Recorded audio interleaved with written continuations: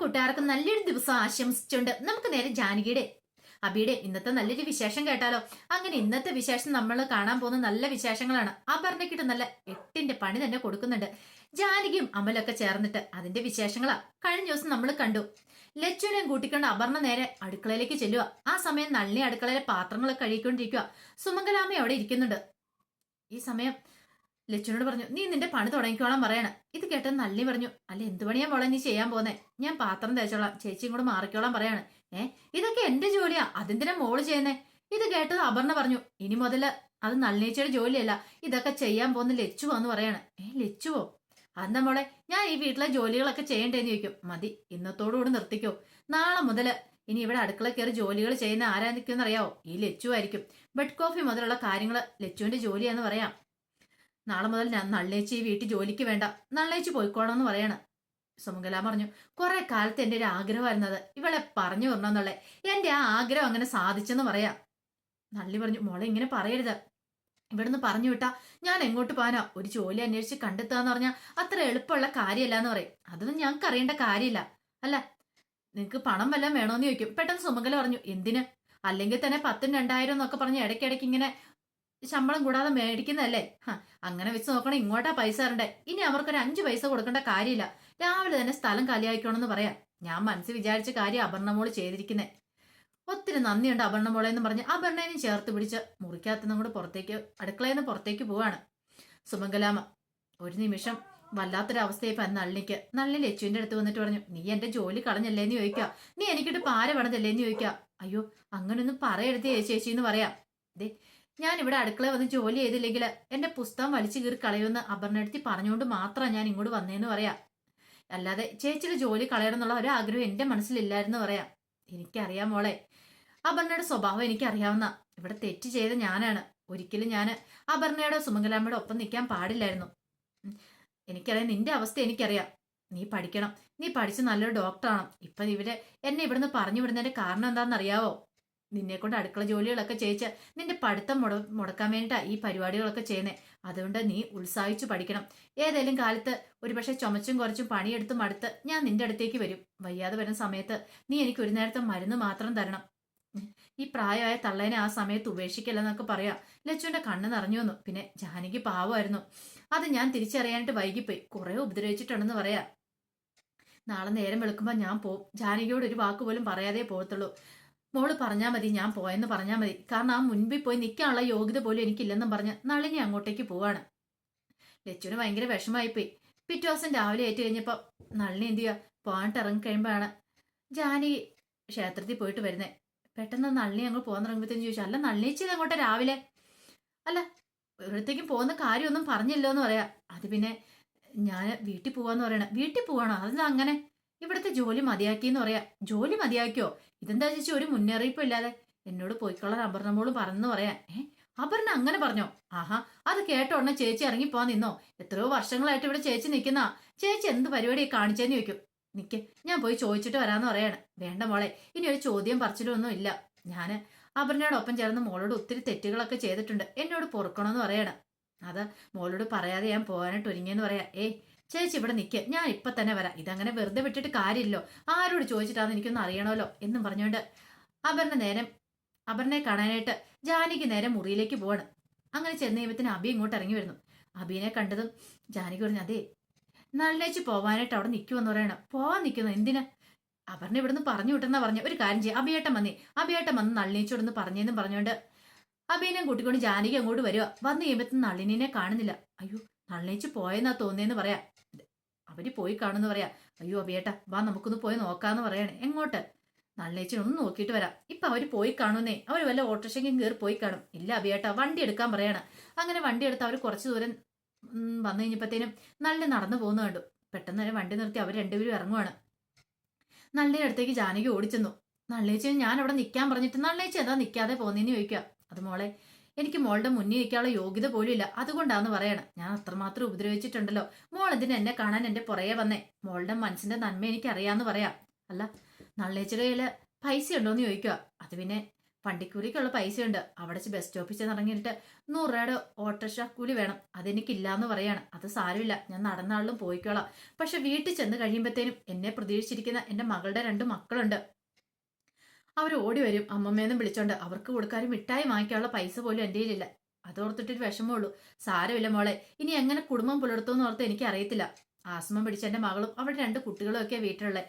ആസ്മയാന്ന് അറിഞ്ഞു കഴിഞ്ഞപ്പോ തന്നെ അവളുടെ ഭർത്താവോട് ഉപേക്ഷിച്ച ഇനി എങ്ങനെ കുടുംബം മുന്നോട്ട് പോകും? അതൊക്കെ ചിന്തിക്കുമ്പോൾ എനിക്ക് ഭ്രാന്തിളകുന്നുണ്ട്. ഒരു ജോലി കിട്ടുന്നോടം വരെ എങ്ങനെയാലും കുടുംബം തള്ളി മുന്നോട്ട് കൊണ്ടുപോകണ്ടെന്ന് ചോദിക്കുക. ഇത് കേട്ടപ്പോൾ ജാനകിക്ക് വല്ലാത്ത വിഷമായി. ജാനകി പെട്ടെന്ന് പറഞ്ഞു, അതെ ചേച്ചി ഒരു കാര്യം ചെയ്യുക എന്ന് പറഞ്ഞിട്ട് തന്റെ കയ്യിലിരുന്ന ആ പേഴ്സിനകത്തുനിന്ന് കുറച്ച് പൈസ എടുത്ത് കൊടുക്കണം. ഇത് മാത്രമേ ഉള്ളൂ. ഞാൻ ക്ഷേത്രത്തിൽ പോയിട്ട് വരുന്ന വഴിയില്ലായിരുന്നോ, എന്റെ കൈ വേറെ പൈസ ഇല്ലാന്ന് പറയാം. അഭിയേട്ടൻ പെട്ടെന്ന് ഇറങ്ങി പോന്നോണ്ട് അഭിയേട്ടന്റെ കയ്യിലും ഇല്ല. ഞങ്ങളുടെ അവസ്ഥ ഇപ്പൊ നളിനേച്ചിക്ക് അറിയാലോന്ന് ചോദിക്കുകയാണ്. എനിക്കറിയാൻ മോളെ, ഇതിന്റെ ഒന്നും ആവശ്യമില്ലെന്ന് പറയാണ്. പെട്ടെന്നാണ് ജാനകി ആ കാര്യം ശ്രദ്ധിച്ച് തന്റെ കയ്യെ കിടന്ന വള 2 കൈയിൽ നിന്നും വള ഊരിയിട്ട് നേരെ നളിനിയുടെ കയ്യിലേക്ക് കൊടുത്തു. ഇത് വെച്ചോളാൻ പറയാണ്. അയ്യോ മോളെ, ഇതൊന്നും വേണ്ടാന്ന് പറയാ. ഇത് വെച്ചോ നളിനേച്ചി, കാരണം എത്രയോ വർഷങ്ങളായിട്ട് വീട്ടിൽ ജോലി ചെയ്തുകൊണ്ടിരുന്ന. നള്ളിയുടെ കണ്ണ് 2 നിറഞ്ഞൊഴുകി. നള്ളി പെട്ടെന്ന് ജാനകിയുടെ കാലിലേക്ക് വീഴുവാണ്. കാലിലേക്ക് വീണിട്ട് പറഞ്ഞു, എന്നോട് ക്ഷമിക്കണം മോളെ, അതുപോലെയുള്ള തെറ്റുകളൊക്കെയാണ് ഞാൻ ചെയ്തേ. ഒരിക്കലും ചെയ്യാൻ പാടില്ലാത്ത തെറ്റുകളാ ചെയ്തേ. മോളുടെ കുഞ്ഞിനെ വരെ ഞാൻ ഇല്ലാതാക്കാൻ നോക്കിയതാന്ന് പറയാണ്. ഇങ്ങനൊന്നും കാണിക്കില്ല. നല്ലേച്ചി എഴുന്നേക്കാൻ പറയാണ്. നല്ലേനെ പിടിച്ചെഴുന്നേപ്പിച്ചു. ചേച്ചിക്ക് ഇപ്പം വെള്ളം വീട്ടിലേക്ക് വരാം. ചേച്ചി ധൈര്യത്തോടെ എൻ്റെ കൂടെ വരാൻ പറയാണ്. വേണ്ട വേണ്ട മോളെ, ഇനി ഞാൻ ആ വീടിന്റെ പടി ചവിട്ടത്തില്ല എന്ന് പറയാം. എനിക്ക് അതിനുള്ള യോഗ്യത ഇല്ലാന്ന് പറയാം. അങ്ങനെ നള്ളി അങ്ങോട്ടേക്ക് പോവാ. പോയി കഴിയുമ്പോഴത്തേനും അഭി വന്നിട്ട് ചോദിച്ചു, വളയൂരി കൊടുത്തല്ലേന്ന് ചോദിക്കാം. അതാ അഭിയേട്ടാ, എന്റെ കൈ വേറൊന്നും ഇല്ലായിരുന്നു. പാവം നല്ലേച്ചി, എത്രയാന്ന് പറഞ്ഞാലും അവർ ഇത്രയും കാലം കുടുംബത്തിൽ കിടന്ന് കഷ്ടപ്പെട്ടതല്ലേ. എനിക്ക് ഒരിടത്ത് വേദന കണ്ട് സഹിച്ചിരിക്കാൻ പറ്റിയില്ല. നമുക്ക് ദൈവമായിട്ട് തന്നോളൂ. നമ്മുടെ കയ്യിൽ എന്തെങ്കിലും ഉണ്ടായിട്ടണോ? ഒന്നുമില്ല, എന്നാലും കുഴപ്പമില്ല. നമുക്കുള്ളത് നമ്മൾ ഉള്ള പോലെ കൊടുക്കണം എന്ന് പറയാം. അഭി പറഞ്ഞ് സാരില്ല, വരാൻ പറഞ്ഞ് അങ്ങനെ അവർ വീട്ടിലേക്ക് തിരികെ വരുവാണ്. പിന്നീട് പിറ്റേ ദിവസമായി കഴിഞ്ഞപ്പോൾ പതിവ് പോലെ തന്നെ രാവിലെ തന്നെ എഴുന്നേറ്റ് ലച്ചു അടുക്കള ജോലികളൊക്കെ ചെയ്യുവാണ്. അടുക്കള ജോലി ചെയ്തുകൊണ്ടിരുന്ന സമയത്ത് അപർണ അങ്ങോട്ട് വരുവാണ്. അപർണ വന്ന് നോക്കിക്കഴിഞ്ഞപ്പോഴത്തേനും ലച്ചുവിനെ കാണുന്നില്ല. ലച്ചുവിനെ വിളിക്കുവാണ്. ലച്ചുവിനെ വിളിച്ചു കഴിയുമ്പോഴത്തേനും ലച്ചു അടുക്കളയിലായിരുന്നു. അല്ല, എന്താ അപർണേച്ചി, എന്താ വിളിച്ചെന്ന് ചോദിക്കുക. നീ ഇത് കണ്ടില്ലേന്ന് ചോദിക്കുക. എന്ത്? അപർണ ഒരു പരിപാടി കാണിച്ചിട്ടുണ്ടായിരുന്നു. കയ്യിലിരുന്ന ചായ എന്ത് ചെയ്യുക, ആ ഗ്ലാസ്സോട് സഹിതം നിലത്തൂടെ അങ്ങോട്ട് ഒഴിച്ചു വിട്ടു. എന്നിട്ട് ആ ഗ്ലാസ് സൈഡിലിട്ടു. നീ ഇത് കണ്ടില്ലേന്ന് ചോദിക്കണം. അയ്യോ, അത് ഞാൻ കണ്ടില്ല. പിന്നെ നിനക്ക് എന്താ ജോലി? വന്നു കഴിയുമ്പോൾ ആദ്യം എല്ലാ പെണ്ണുങ്ങളും എന്നാ ചെയ്യണ്ടേ? എഴുന്നേറ്റ് കഴിയുമ്പോൾ എല്ലാം മുറിയെല്ലാം ക്ലീൻ ചെയ്യുകയല്ലേ ചെയ്യണ്ടേ? അതിന് പകരം നീ അടുക്കളയിലേക്ക് ആദ്യം കയറിയോ? ഇത് തുടച്ച് വൃത്തിയാക്കാൻ പറയാണ്. അയ്യോ, ഞാൻ ഇപ്പൊ തന്നെ തുടച്ച് വൃത്തിയാക്കാം, ഞാൻ കാണാത്തോണ്ടാന്ന് പറയാണ്. അന്നാ തുടക്കണീന്നും പറഞ്ഞുകൊണ്ട് ആജ്ഞാപിച്ചുകൊണ്ട് നിൽക്കുവാണ്. പിന്നീട് എന്ത് ചെയ്യുവാണ്, ലച്ചു പോയി തുണി എടുത്തോണ്ട് വന്ന് അവിടെ തുടച്ചോണ്ടിരിക്കുക. അപ്പോഴേക്കുമാണ് അമൽ അങ്ങോട്ട് വരുന്നത്. അമൽ വന്നിട്ട് എന്താ ലച്ചു നീ കാണിച്ചോണ്ടിരിക്കണേ? നീ ഇത് തുടച്ചു വൃത്തിയാക്കുന്നോ? എഴുന്നേക്കാൻ പറയാണ്. ഇത് കേട്ടത് അപർണ പറഞ്ഞു, ഞാനാ പറഞ്ഞേ തുടയ്ക്കാനായിട്ട്. നല്ലേച്ചിയാണ് ഇങ്ങോട്ട് വരാൻ പറയാണ്. നല്ലേച്ചി ഇവിടെ ഇല്ല, നല്ലേച്ചി പോയെന്ന് പറയാണ്. പോയ എങ്ങോട്ട്? നല്ലേച്ചിനെ എപ്പോഴേ പറഞ്ഞു വിട്ടെന്ന് പറയാണ്. ഇപ്പൊ ഇവളോ ഇവിടെ ഉള്ളൂ. ഇവളാണ് ഇനി ജോലികളൊക്കെ ചെയ്യണ്ടേ. അല്ലേലും ഇവിടുത്തെ ഫുഡൊക്കെ തിന്ന് വെറുതെ തടിച്ചു കൊടുത്തിരിക്കുമല്ലേ, ഇവള് ജോലികളൊക്കെ ചെയ്യട്ടെ എന്ന് പറയാം. ഇത് കേട്ടത് അമല് പറഞ്ഞു, ആഹാ കൊള്ളാലോ, നിനക്ക് എന്താ അപർണ ഇപ്പൊ ഇവിടെ ജോലിന്ന് ചോദിക്കുക. അല്ല, അവൾ ഇവിടെ തിന്ന് വെറുതെ ഇരിക്കുവാണെങ്കിൽ നീയും അതൊക്കെ തന്നെയല്ലേ ചെയ്യുന്നേ? വെറുതെ ഇവിടെ തിന്നിരിക്കുവല്ലേ, അല്ലാതെ നിനക്ക് പ്രത്യേകിച്ച് ജോലികളൊന്നും ഇല്ല. ഓഹോ, അപ്പൊ ഞാൻ ജോലി ചെയ്യണോന്ന് ചോദിക്കും. അല്ല പിന്നെ ഒരു കാര്യം ചെയ്യ, നീ അതും കൂടെ വാങ്ങിച്ച് ചുടക്ക്. ലച്ചു, നീ പോയി റെഡി ആയിട്ട് വാ, നിനക്ക് ക്ലാസ്സിൽ പോകണ്ടേന്ന് ചോദിക്കും. അവൾ ഒരു ക്ലാസ്സിലേക്കും വരുന്നില്ല. അവൾ ഇന്ന് അടുക്കള വെച്ചുണ്ടാക്കണം. അവളെല്ലേലും കുശിനും പണിക്ക് പോയിക്കൊണ്ടിരുന്നല്ലേ, പിന്നെ അവൾ എന്തിനാ പഠിക്കാൻ പോകുന്നത്? അവൾ അടുക്കള ജോലികൾ ചെയ്യട്ടേന്ന് പറയാ. ഓഹോ, അപ്പൊ അതാണ് കാര്യം. ഇപ്പോഴല്ലേ മനസ്സിലായത്. നളിനേച്ചനെ പറഞ്ഞു വിട്ടെ. ലച്ചു, ഞാൻ പറയുന്നത് നീ അനുസരിക്കുന്നുണ്ടോന്ന് ചോദിക്കും. പെട്ടെന്ന് എന്ത് ചെയ്യണമെന്ന് അറിയത്തില്ല. ലച്ചു വല്ലാത്തൊരു അവസ്ഥയിൽ നിൽക്കുക. അപർണ പറഞ്ഞു, അതെ അവളാ പറഞ്ഞ് ജോലികളൊക്കെ ചെയ്തോളാന്ന്. ശരിയല്ലേന്ന് ചോദിക്കും. അവസാനം ലച്ചു പറഞ്ഞു, ഞാൻ പറഞ്ഞു ജോലികളൊക്കെ ചെയ്തോളാന്ന്. അമലിന്റെ കാര്യം മനസ്സിലായി. ബ്ലാക്ക് മെയിൽ ചെയ്ത് അവളെ നിർത്തിയിരിക്കുന്നതെന്നുള്ള കാര്യം. അപ്പോഴാണ് ജാനകി അങ്ങോട്ട് വരുന്നത്. എന്താ കാര്യം ചോദിക്കും. അത് പിന്നെ ജാനിയടുത്തി, ലച്ചുവിന് ക്ലാസ്സിൽ പോകണ്ട, അവൾ ഇവിടെ തുടച്ചോണ്ട് നിൽക്കുവാന്ന് പറയാം. ലച്ചു, നീ എന്താ തുടച്ചോണ്ടിരിക്കുന്നേ? നിനക്ക് ക്ലാസ്സിൽ പോകണ്ടേന്ന് ചോദിക്കും. അല്ല, അത് പിന്നെ ജാനിയടുത്തി, ഞാനിതൊക്കെ തുടച്ച് ഫുഡൊക്കെ ഉണ്ടാക്കി നിന്നിട്ടുണ്ടെങ്കിലേ ക്ലാസ് അവിടെ തുടങ്ങും, നിനക്കത് അറിയാൻ മേലേന്ന് ചോദിക്കും. അല്ല, അത് പിന്നെ നീ പോയി റെഡിയാവാൻ നോക്ക്. ഇത് കേട്ടത് അപർണ പറഞ്ഞു, അവൾ ഒരിടത്തേക്കും പോകുന്നില്ലെന്ന് പറയാണ്. അത് നീയാണോ തീരുമാനിക്കുന്നത്? ഞാനും അഭയണ്ണും കൂടെ ലച്ചുവിനെ ഇവിടെ കൊണ്ടുവന്നേ, ഞങ്ങൾ തീരുമാനിക്കും അവൾ എന്ത് ചെയ്യണമെന്ന്. നിന്നോട് പറഞ്ഞ് നീ അനുസരിക്കാൻ പറയാണ്. അത് പിന്നേന്നും പറഞ്ഞ് വീണ്ടും നിൽക്കുവാണ്. ആ സമയം ജാനകി പറഞ്ഞു, നിന്നോട് ഞാൻ പറയാം, നീ ഞങ്ങളെ അനുസരിച്ചാൽ മതി എന്ന് പറയാം. ഇത് കേട്ടതും അപർണയ്ക്ക് നല്ല ദേഷ്യം വന്നു.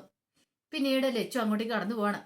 ആ സമയം ജാനകി പറഞ്ഞു, നല്ലേച്ചു പോയാലോ, അപ്പൊ ഇനിയിപ്പോ അടുക്കള ജോലികളൊക്കെ ചെയ്യേണ്ട ഈ വീട്ടിലെ പെണ്ണുങ്ങളെല്ലാം കൂടി ചേർന്നിട്ടാ. ഒരു കാര്യം ചെയ്യാം, ഇത്ര നാളും ഞാനാ ജോലികളൊക്കെ ചെയ്തോണ്ടിരുന്നു. നല്ലേച്ചോട് ഉണ്ടായിരുന്ന സമയത്തും നല്ലേച്ചോടൊപ്പം ചേരുമായിരുന്നു. പക്ഷെ ഇന്ന് എനിക്ക് ജോലി ചെയ്യാൻ പറ്റില്ല. ഒരു കാര്യം ചെയ്യാം, നീ തന്നെ അങ്ങോട്ട് ചെയ്തോളാം പറയാ. ഇന്നത്തെ ജോലി മൊത്തം നീയെല്ലാം നല്ലേച്ചിനെ പറഞ്ഞു വിട്ടെ. ഇത് കേട്ട് കഴിഞ്ഞപ്പത്തിനും വല്ലാത്തൊരു അവസ്ഥയായിപ്പോയി അപർണയ്ക്ക്. എന്ത് ചെയ്യണമെന്ന് അറിയത്തില്ല. അപർണ ഇങ്ങനെ നോക്കി നിൽക്കുകയാണ്. നോക്കുകയൊന്നും വേണ്ട, വല്ലതും വെച്ചുണ്ടായി കഴിക്കണമെങ്കിൽ സ്വന്തമായിട്ട് ഉണ്ടാക്കണം. ഇന്നിവിടെ എല്ലാവർക്കും ഫുഡ് ഉണ്ടാക്കേണ്ട ജോലി എനിക്കാ. ഇന്ന് എനിക്ക് അടുക്കള കയറാൻ സൗകര്യമില്ല. എനിക്ക് സൗകര്യമുള്ള സമയത്ത് ഞാൻ കയറുന്നുള്ളൂ, എനിക്ക് തോന്നുമ്പോഴേ കയറുന്നുള്ളൂ. നീ പറഞ്ഞു വിട്ടല്ലേ നല്ല ചേച്ചിനെ, നീ തന്നെ ചെയ്തോളാൻ പറഞ്ഞ് അകത്തേക്ക് അങ്ങോട്ട് കയറി പോവാണ്. അമലിന് ചിരി വന്നു. അമല് പറഞ്ഞു, എന്താടി നീ നോക്കി നിൽക്കുന്നേ? പിന്നെ എന്നെക്കൊണ്ടും പറ്റില്ലെന്ന് പറയണ.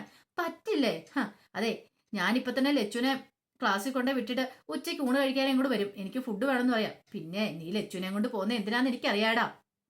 അവള് കൊച്ചു പെണ്ണല്ലേ, അവളെ കണ്ടപ്പോ നിനക്കൊരു ഇളക്കം ഉണ്ടായില്ലേന്ന് ചോദിക്കോ. ഒറ്റ ഒരെണ്ണം അങ്ങ് തന്നാണ്ടല്ലോ നിന്റെ കർണക്കുറ്റി പോച്ച്. നീ എന്താ വിചാരിച്ചോണ്ടിരുന്നേ? എല്ലാവർക്കും നിന്റെ സ്വഭാവമാന്നാ. അതെ, നാളേച്ചിനെ പറഞ്ഞു വിട്ട് നീ കുരുട്ടതന്ത്രം ഉപയോഗിച്ചു. ഞങ്ങൾക്ക് എല്ലാവർക്കും കാര്യങ്ങളൊക്കെ മനസ്സിലായി. അതുകൊണ്ട് മോള് തന്നെ അടുക്കളയിലേക്ക് അങ്ങോട്ട് പോയാട്ടെ, വെച്ചുണ്ടായിക്കോളാൻ പറയാണ്. ഇത്ര നാള് സൂചിച്ചു കയറിന്ന് തിന്നല്ലേ, 4 നേരം വെട്ടു വിഴുങ്ങിയതല്ലേ, ഇനി കുറച്ച് ദേഹമൊക്കെ അങ്ങ് അനങ്ങട്ടെ, കൊഴുപ്പൊക്കെ അങ്ങോട്ട് ഉരുകട്ടെ എന്ന് പറയാണ്. എന്നും പറഞ്ഞ അമല് ലച്ചുനെ വിളിച്ചോണ്ടും കൂടെ പോവാ. തകർന്ന് നിൽക്കുവാണ് അപർണ. അപ്പൊ അതിന്റെ വിശേഷങ്ങളൊക്കെ എന്ന് കണ്ടത്. ഇതിന്റെ ബാക്കി വിശേഷങ്ങളുമായിട്ട് വൈകുന്നേരത്തെ പ്രമോയി വരാട്ടോ. ഒരിക്കൽ കൂടി എല്ലാവർക്കും നല്ലൊരു ദിവസം ആശംസിച്ചു നിർത്തുന്നു. നന്ദി.